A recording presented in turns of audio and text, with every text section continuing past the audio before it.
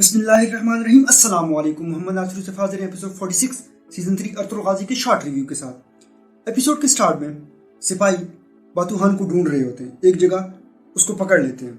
वो उन्हें देखकर कहते हैं कि मैं खुद गिरफ्तारी देने के लिए आया हूँ, क्योंकि मैं देख सकता हूँ कि आप लोग कबीले के साथ कितने वफादार हैं और औराल अपने जुर्मों की वजह से पकड़ा गया है। मैंने खुद अपनी आंखों से देखा है इसको जुर्म करते हुए। इसने अर्तुल की सोने की कान भी बंद कराई थी। सोने की कान के सुनकर तीनों सिपाही शशदा रह जाते हैं। कहते हैं कौन सी सोने की कान? कहते हैं कि अर्तुल की एक सोने की कान थी, वो उसने बंद कराई है। मैं आप लोग मेरे साथ चलें, मैं आपको बताता हूँ इसके बारे में। कबीले में चौलपन खातून का मरा हुआ बच्चा पैदा हो जाता है। असलहान ये देखकर बहुत रोती हैं। उसकी बात है कि अर्तुल एक और कत्ल तुमने कर दिया, और गुस्से में अपने खैमे से बाहर चली जाती है। मरकजी खैमे में जरगा बुलाया जाता है। वहाँ पर आलियार सबका शुक्रिया अदा करते हैं और कहते हैं कि मैं नया सरदार बनना चाहता हूँ। जिस पर अजार उनको कहते हैं कि आपने कबीले के राज फाश किए और आपकी वजह से जानदार साहब की मौत हुई है। मैं और सब जरगे के लोग आपको सरदार नहीं बनाना चाहते, मैं भी सरदारी के लिए उम्मीदवार हूँ। इतने में वहाँ पर असलहान दाखिल हो जाती है। असलहान कहते हैं कि आलियार की वजह से एक और कत्ल हो गया। जिस पर आलियार को गुस्सा आ जाता है, वो उठ जाते हैं और उसे कहते हैं कि असलहान खातून अपना होश संभालो, अपनी हद में रहो। असलहान उसे कहती है कि मेरे भाई का मरा हुआ बच्चा पैदा हुआ है और उसके कातिल आप और अर्तुल हैं। आलियार सुनकर बहुत परेशान हो जाते हैं।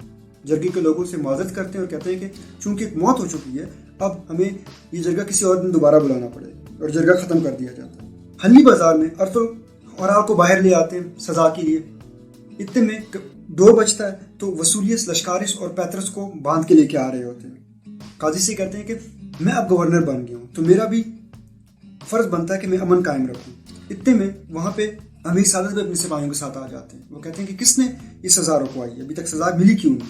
सब कहते हैं कि वसूलियस ने रुकवाई है। वसूलियस मजीद काजी को कहते हैं कि मैंने लश्कारिस से पूछ की तो मुझे पता चला कि इसके पीछे सलीबी थी और इस पैतरस ने इसके साथ मिल के गवर्नर को मारा है। औराल बेकसूर था, इन्होंने लश्कारिस को भेजा औराल के पास ताकि औराल को फंसाया जा सके।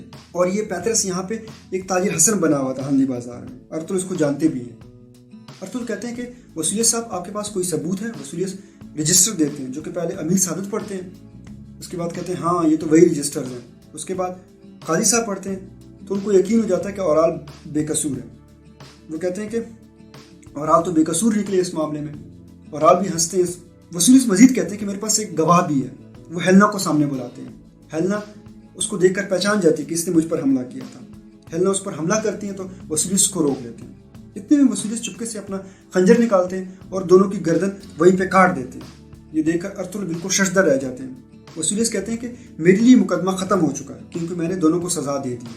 वो जाने लगते हैं तो अर्तुल उसको पकड़ लेते हैं और उसे कहते हैं कि वसूलियस साहब जो भी इंसाफ में जल्दी करता है और खुद से इंसाफ करता है, वो हमेशा कोई ना कोई बात छुपाता है, लेकिन आपके लिए बात खत्म हुई होगी, मेरे लिए केस अभी खुल गया है। वसूलियस कहते हैं कि मैंने ना सिर्फ आपको बल्कि तुर्क कबीलों को लड़ाई से बचाया है। अब आगे आप लोगों की मर्जी, आप औराल के साथ जो भी करें। वहां से निकलने लगते हैं तो हेलना बमसी से मिलती है और उसके हंस के बात करती है। ये बात वसूलियस को बहुत बुरी लगती है और उसे कहते हैं कि तुम इन तुर्कों से दूर रहो। इसमें दोनों में तकरार हो जाती है, दोनों लड़ना लगते हैं, लेकिन हेलना उनको बचा लेती है। अर्तुल काजी साहब से कहते हैं कि काजी साहब एक से तो ये बच गए, लेकिन मेरे सिपाहियों को तो इसने मारा था, उसकी इसको सजा होनी चाहिए। अमीर साहब कहते हैं कि जब दो मुकदमे एक आदमी पे चल रहे हैं, एक खत्म हो जाए तो दूसरे के लिए दोबारा मुकदमा होना चाहिए। जिस पर काजी भी उसकी हिमायत करते हैं। तो अर्तुल अपने सिपाहियों को हुक्म देते हैं कि औराल को अंदर दोबारा ले जाएं उधर, और एक कमरे में उसको बंद कर देते हैं। आलियार कुतुबा से कहते हैं कि अजार साहब क्यों सरदार बनना चाह रहे हैं? लाजमी इसमें अमीर सादत का हाथ है, तुम पता लगा, उस पर नजर रखो। अंदर अर्तुल, हलीमा और हैमा बहुत गुस्से में होते हैं कि दोबारा बच गया। हलीमा कहती है कि दोबारा कैसे बच गया, इसको अमीर सादत ने कैसे बचा लिया? अर्तुल कहते हैं कि वसूलियस और अमीर सादत कोई ना कोई गेम खेल रहे हैं, दोनों आपस में मिले हुए हैं, लेकिन ये बच नहीं सकता क्योंकि इसने मेरे सिपाहियों का खून बहाया। जब तक मैं इसको माफ नहीं करूँ बच नहीं सकता। अमीर सादत अंदर काजी साहब को राजी कर रहे होते हैं कि किसी तरह औराल को बचाया जा सके, और कहते हैं कि एक सज़ा इसकी ख़त्म होगी तो दूसरी भी कम कर देनी चाहिए। काजी साहब कहते हैं कि आपने कुरान की आयत नहीं सुनी कि हाथ के बदले हाथ, टांग के बदले टांग, तो इसलिए खून के बदले खून ही होगा। इसको सिर्फ माफ अर्तुल कर सकते हैं अगर वो दियत ले लें या कसास ले लें। اس کے علاوہ کوئی اس کو معاف نہیں کر سکتا۔ حاجتالدین کی ملاقات ہیلنا سے ہوتی ہے قلعے میں۔ وسولی اس کو دیکھ کے کہتے ہیں کہ آپ کو میں نے کہیں دیکھا ہے۔ حاجتالدین صاحب کہتے ہیں کہ میں تو ایک مشہور تاجر ایلون ہوں، میں تو ایک جگہ سے دوسری جگہ پھرتا رہتا ہوں، آپ نے لازم مجھے دیکھا ہوگا۔ پھر ہیلنا سے دکان کے بارے میں بات کرتے ہیں۔ ہیلنا کہتے ہیں کہ تو میرے لیے اعزاز کی بات ہوگی کہ آپ میرے بابا کی دکان لیں گے، لیکن ابھی میں بہت تھکی ہوئی ہوں، کل اس پہ بات کریں گے۔ حاجتالدین صاحب کہتے ہیں کہ ٹھیک ہے۔